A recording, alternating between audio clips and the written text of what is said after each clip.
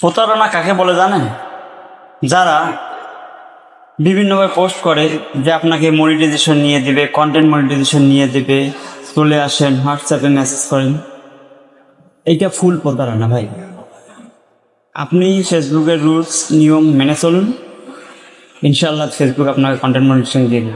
কিন্তু কখন দিবে, কবে দিবে, সেটা ফেসবুকেই ভালো জানে। তাই কারো কাছে যাবেন, টাকা চাবে, ধোকা দেবে, যে পাবেন আসেন দিব, এটা থেকে বিরত থাকেন, কারণ এটা ফুল প্রতারণা। মনিটাইজেশন কেউ কখনো কেউ কাউকে নিয়ে দিতে পারবে না, এটা ফেসবুকের একদম রুলস।